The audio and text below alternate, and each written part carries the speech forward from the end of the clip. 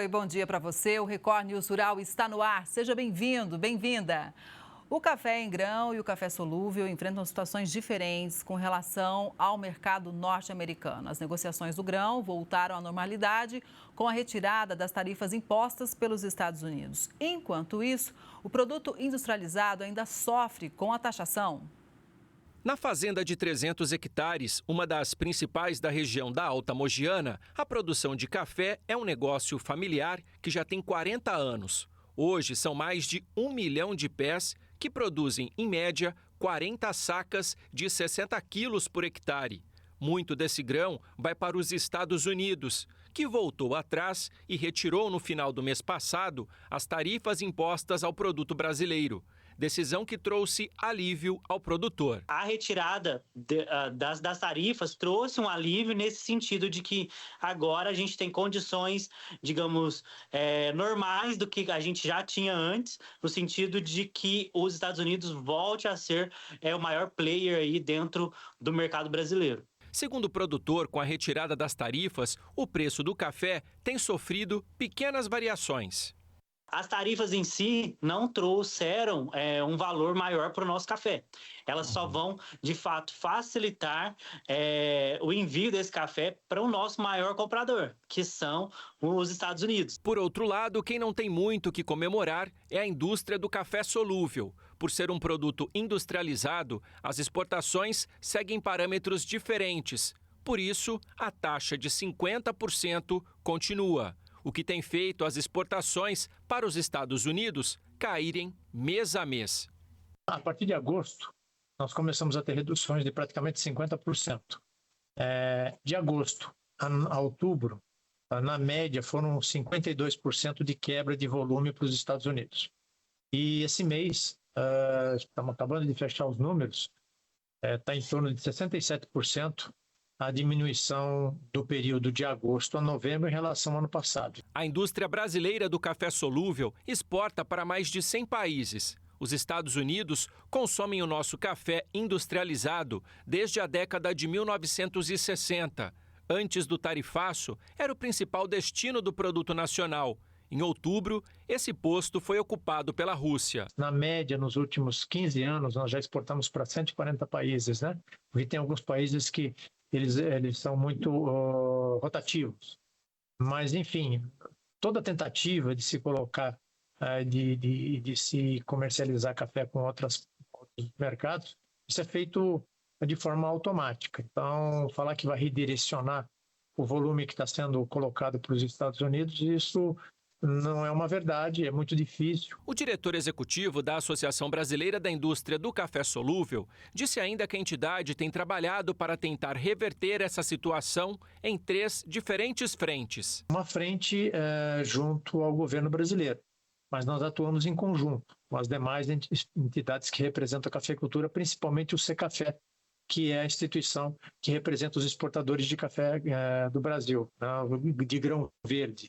E conseguiram a redução da tarifa americana. Além do governo brasileiro, nós temos também uma atuação com os nossos parceiros, nossos clientes, né, nos Estados Unidos, que são clientes de mais de 50 anos, que também estão, de alguma maneira, trabalhando junto ao governo americano, buscando a redução das tarifas. E uma terceira frente é exatamente com o governo americano, mas através dos nossos parceiros e de uma empresa de consultoria que nos presta um serviço de estar ali negociando, providenciando documentações, fundamentações e, enfim, dando informações o máximo possível para o governo americano. A preocupação é que a demora na solução do impasse estimule o consumidor americano a mudar hábitos e se acostumar com o café solúvel de outros países. Na questão do solúvel, é um produto pronto, que já vai apenas ser embalado nos Estados Unidos, que a gente fornece às grandes marcas. Então, é um produto que já vai direto para a prateleira. Na ausência dele, o consumidor vai imediatamente substituir por outro. Substituindo por outro, o que acontece? Nós vamos ter problema de consumo, né? Nós vamos ter problema de redução de consumo porque vai haver substituição. Produtores de cana-de-açúcar têm um novo desafio no campo. Os pesquisadores da Unesp identificaram uma nova espécie de cigarrinha que já está presente em lavouras de todo o país. A descoberta pode mudar as estratégias de combate à praga. A descoberta da espécie inédita de cigarrinha veio depois de análises genéticas feitas por equipes da Unesp e da PUC do Rio Grande do Sul. Mais de 300 insetos foram coletados em usinas de cana-de-açúcar entre 2012 e 2015. Na análise do DNA, os cientistas observaram diferenças claras na comparação com espécies já conhecidas. A gente tem toda uma análise numérica, quantitativa dessa variação para dizer, até que essa variação acontece e esse bicho pertence à mesma espécie. A partir do momento que eu vejo uma variação maior, aquele indivíduo, aquele organismo seria considerado de outra espécie. Então, nesse caso, dos bichos que a gente estudou, a diferença genética tendia a ser mais de 2, 3, 4% entre as espécies que se conhecia e a espécie nova. A cigarrinha se alimenta da seiva da planta e transmite toxinas que prejudicam o desenvolvimento da cana. Provoca folhas queimadas e perda de sacarose. Para os pesquisadores, a descoberta muda a forma como usinas e produtores enfrentam essa praga. Isso porque muitos defensivos são formulados para atingir espécies específicas. E o que funciona para uma cigarrinha pode não funcionar para outra. Agora a gente sabe que, de fato, são 3 espécies diferentes e nós precisamos tratar aquilo como elementos diferentes. Desenvolver produtos, talvez, ou estratégias de controle que podem ser diferentes entre as 3 espécies. A cana-de-açúcar movimenta milhões de dólares por ano e mantém o Brasil na liderança mundial da exportação de açúcar. Mas no campo, qualquer desequilíbrio pode comprometer safras inteiras. A cigarrinha é capaz de causar prejuízos de até 36 toneladas por hectare. Agora, os pesquisadores querem entender o comportamento da nova praga e testar técnicas de controle. O desafio é adaptar o manejo e garantir a produtividade de uma das culturas mais importantes do país. O Brasil precisa caminhar para desenvolver, conhecer melhor a informação básica da biologia e da informação genética das espécies que a gente tem como praga, para que a gente possa, num futuro próximo, desenvolver estratégias mais personalizadas de controle desse bicho. A baixa disponibilidade de frango está fazendo os preços subirem e a gente mostra para você. Entre agosto e setembro, a disponibilidade interna de carne de frango foi de 111 milhões de quilos, volume parecido ao de janeiro a abril deste ano, de 110 milhões de quilos. Antes da confirmação do caso de gripe aviária. Quando as exportações nacionais estavam restritas em maio, a disponibilidade interna superou 123 milhões de quilos. Os dados são do IBGE, do estado de São Paulo, e foram analisados pelo CPEA. De acordo com o Centro de Pesquisas, a retomada gradativa dos embarques brasileiros da proteína contribuiu para diminuir a oferta doméstica. Como resultado, os preços dos produtos avícolas vêm subindo nos últimos meses. Já os preços dos ovos sofreram uma queda de até 16% no terceiro trimestre, mesmo com uma leve diminuição da produção.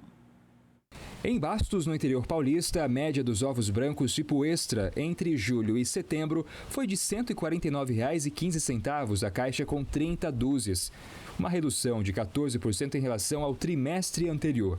Já para os vermelhos, a queda foi ainda maior, 16%, com a caixa fechando a R$ 164,45. A baixa nos valores foi registrada mesmo com a retração na produção. Dados do IBGE analisados pelo CPEA mostram que entre julho e setembro foram produzidos 1 bilhão e 20 milhões de dúzias de ovos para consumo, uma queda de 1,4% frente ao trimestre anterior. No entanto, em comparação ao mesmo período do ano passado, a produção segue em alta.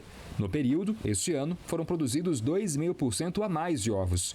No acumulado de 2025, a produção nacional soma 3,04 bilhões de dúzias, volume recorde para o período de toda a série histórica do Instituto, iniciada em 2012. A safra de citros deve ser menor, mesmo assim os valores pagos ao produtor continuam enfraquecidos. Estimativas do Fundecitrus apontam uma safra 2025-26 de 294 milhões e 810 mil caixas. De acordo com o CPEA, essa é a segunda safra consecutiva no cinturão citrícola de São Paulo e Triângulo Sudoeste Mineiro, que pode ficar abaixo de 300 milhões de caixas de 40,8 quilos. A diminuição no tamanho das laranjas e o aumento da queda prematura dos frutos, influenciada pelos sintomas do greening e adversidades climáticas, são alguns dos fatores responsáveis pela diminuição do volume de caixas. Dados do CPEA apontam que os valores pagos aos produtores podem seguir enfraquecidos, mesmo com a oferta de frutas para processamento industrial menor. Na semana passada, a caixa da laranja pera posta na indústria foi negociada a média de R$ 37,20, uma baixa de 1,36% em relação à semana anterior. A indústria tem recebido a fruta já contratada, realizando poucos negócios no mercado spot e a valores reduzidos. Além da demanda interna mais lenta, os valores seguem em baixa também porque as exportações estão em queda. Os agricultores do interior de Pernambuco são responsáveis por uma produção importante de hortaliças e pimenta. Pelo menos 3 espécies são cultivadas o ano inteiro.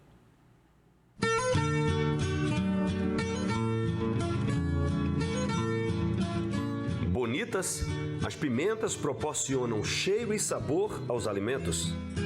Ricas em vitaminas diversas, podem melhorar a digestão e prevenir o envelhecimento precoce devido à propriedade antioxidante. Só no Brasil são mais de 90 espécies. Elas possuem tamanhos e formatos diversos.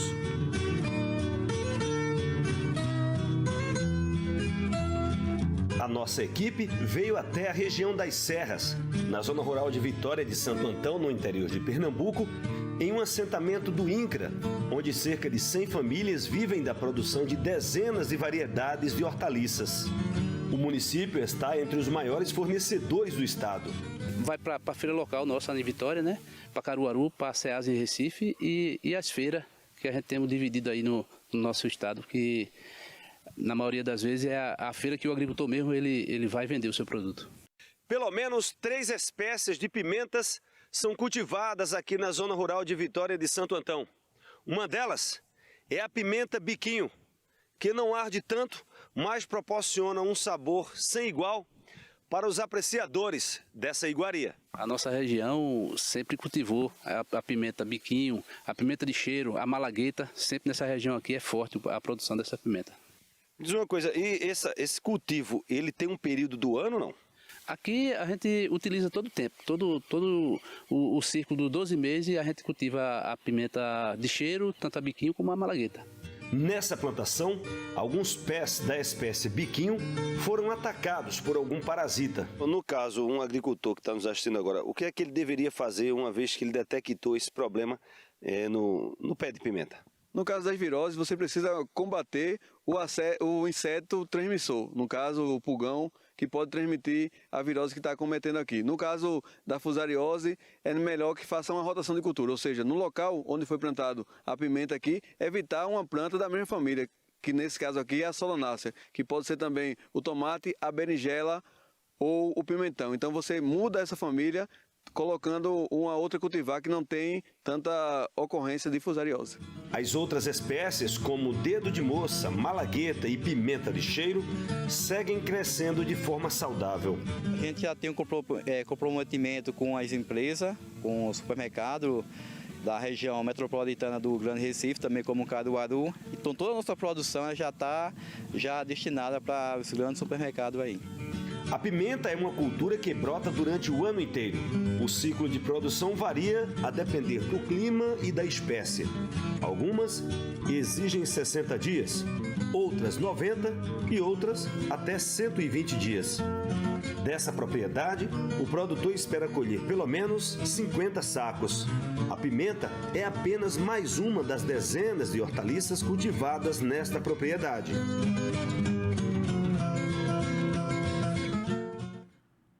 O Laboratório Agro 4.0, inaugurado no Distrito Federal, vai levar inovação para o campo e ajudar os produtores rurais. Olha só.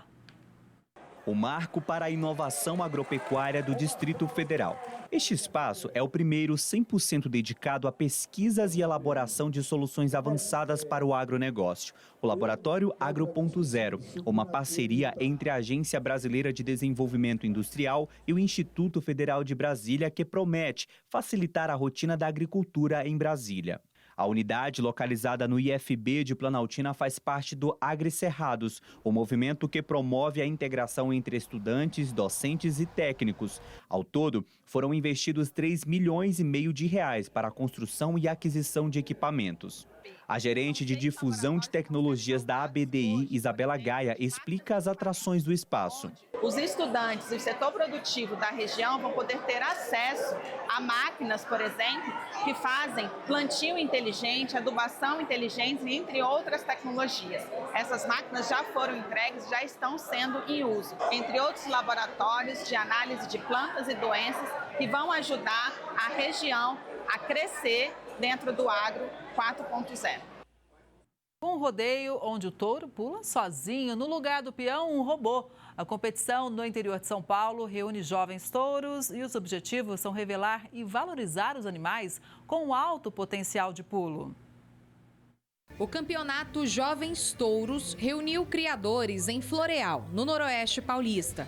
Esta foi a última etapa da temporada 2025, um evento que ganha espaço no mundo do rodeio por revelar animais jovens com potencial para as grandes arenas. É um campeonato que veio para modificar, acho que o patamar de touros de pulo no Brasil, ele veio para fomentar o mercado, como a gente fala, e também dar oportunidade a todos os criadores que não têm oportunidade de estar nos grandes eventos do Brasil, trazer seus jovens animais aqui e poder fazer que eles virem os grandes astros dos grandes rodeios do Brasil.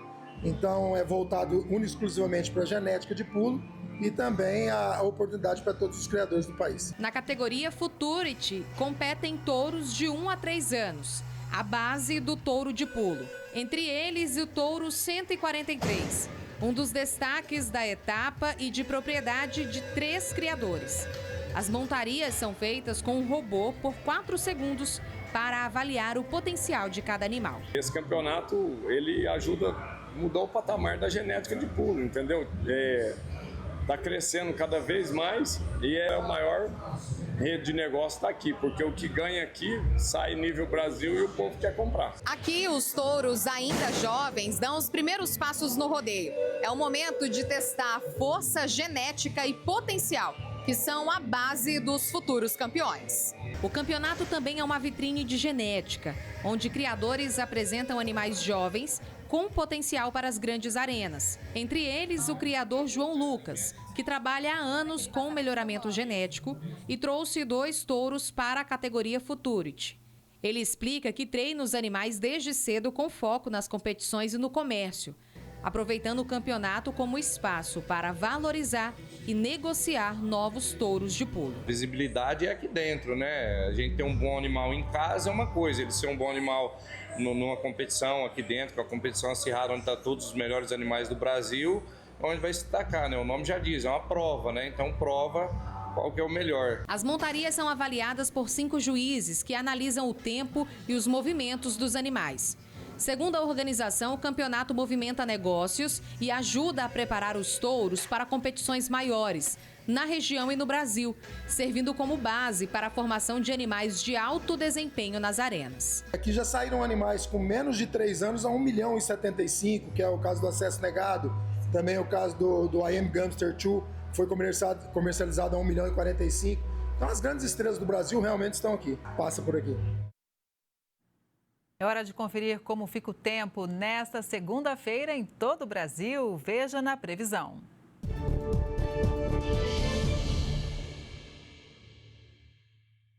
A segunda-feira começa com instabilidades no sul, sudeste e centro-oeste do país. No nordeste, embora a maior parte da região continue com tempo mais firme, áreas do Maranhão, Piauí e Bahia ainda devem ter pancadas de chuva moderadas a fortes. E no norte, as chuvas continuam espalhadas e há risco de temporais em algumas áreas. A chegada de uma nova frente fria deve provocar pancadas de chuva moderadas a fortes em grande parte da região sul do país. E há risco de temporais em algumas áreas do Rio Grande do Sul, metade oeste de Santa Catarina e também em áreas do Paraná. No Sudeste, as instabilidades seguem atuando desde cedo no Oeste e Sul paulista, Triângulo, Noroeste e também no Leste de Minas. Até o fim da manhã, a chuva se espalha por São Paulo, Minas e Rio, ganhando força à tarde, com pancadas de chuva moderadas a fortes e temporais em algumas áreas. E também chove no sul e interior do Espírito Santo. Enquanto no norte capixaba e noroeste mineiro, continua com tempo mais firme. Também chove desde cedo em Mato Grosso do Sul e a partir da tarde, as instabilidades se intensificam, com chuvas mais fortes e risco de temporais no estado sul-mato-grossense. Em Mato Grosso e em Goiás, as pancadas também ganham força à tarde, enquanto no sudoeste de Mato Grosso, a chuva ocorre de maneira mais fraca e isolada.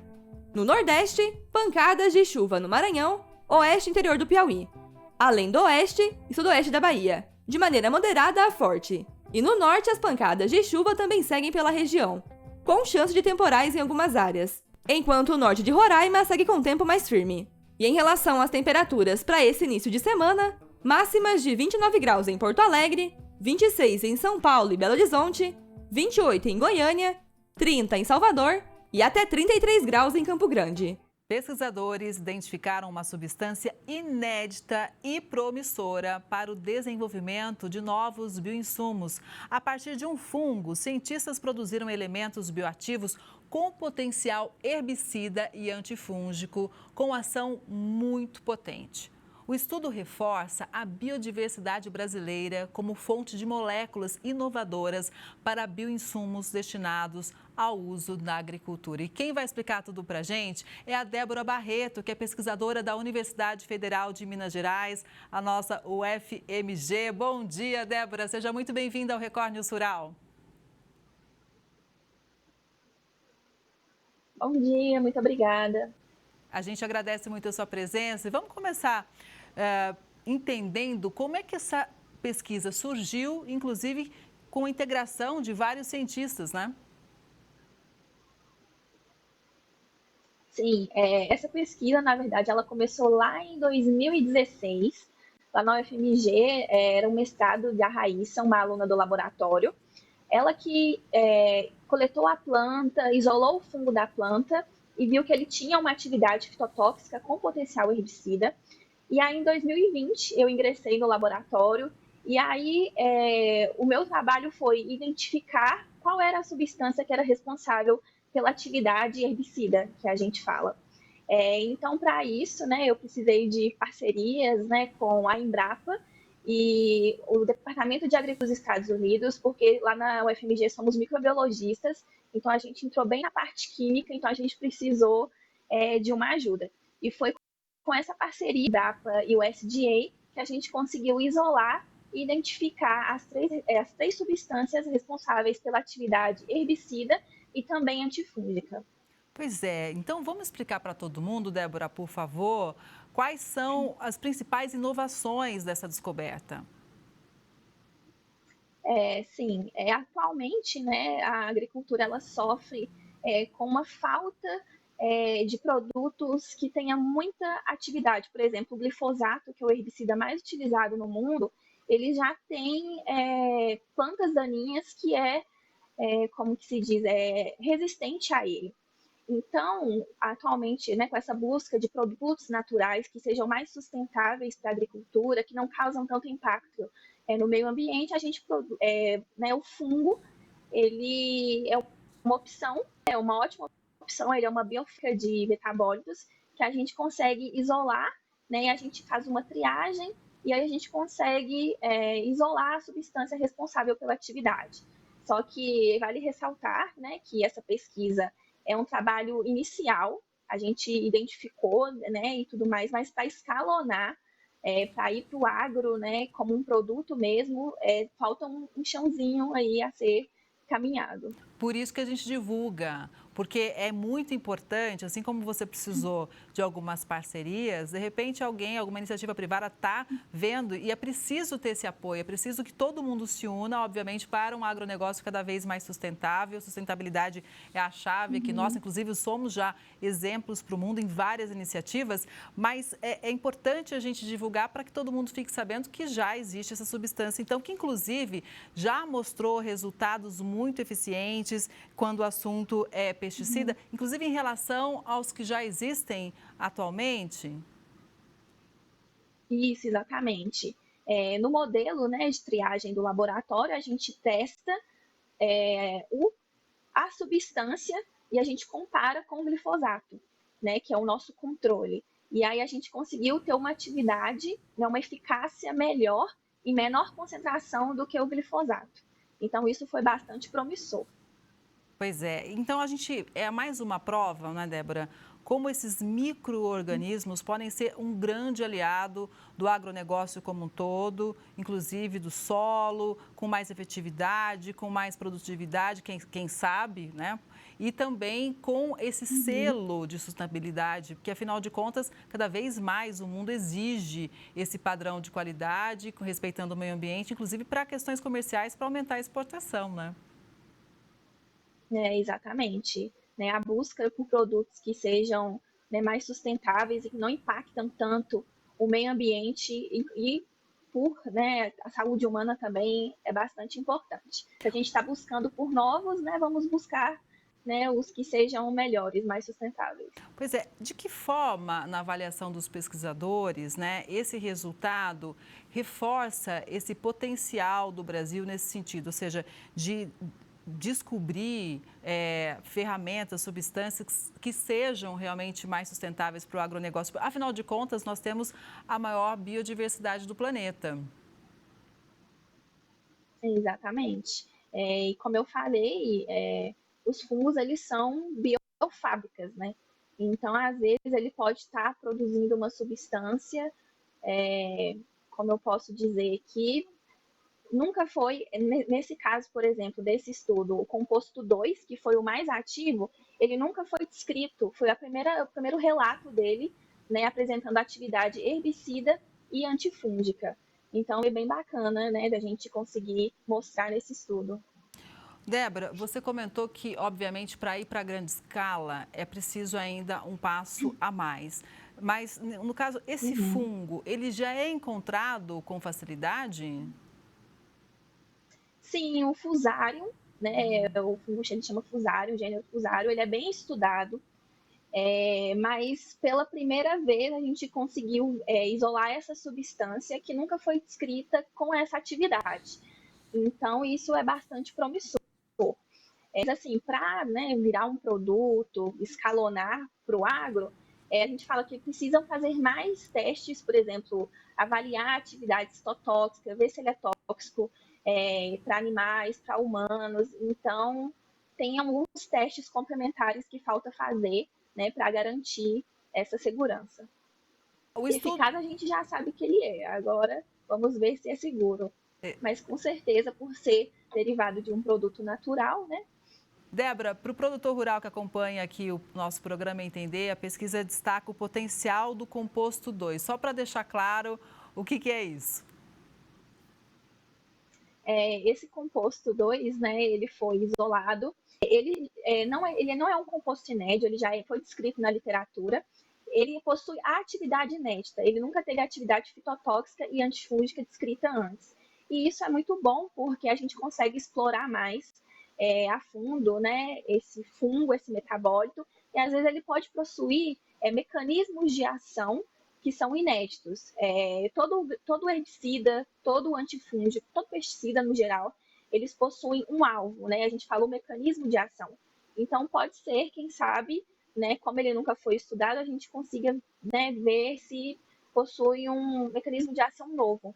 E isso aí seria bem bacana. Ah, com certeza. E de que forma, na sua visão, na visão de toda a equipe, esse estudo, ele reforça ainda mais, ele abre um caminho, né, sobre como esses micro-organismos podem trazer resultados muito positivos para a agricultura?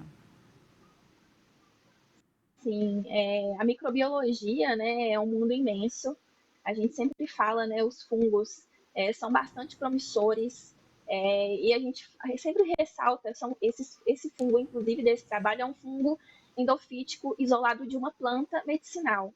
Então, aí entra a questão também de estar preservando, né, a natureza, a biodiversidade brasileira, que é muito rica.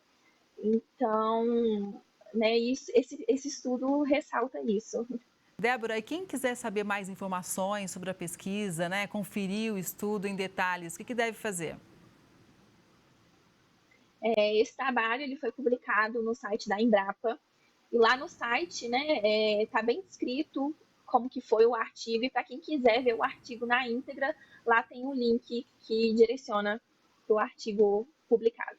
Bom, então, parabéns pela iniciativa. A gente está aqui de portas abertas sempre para, inclusive, divulgar, né, o andamento dessa pesquisa, dessa substância, que pode ser realmente muito importante para a nossa agricultura. Muito obrigada pela entrevista, pelas informações. Um bom dia para você e até a próxima.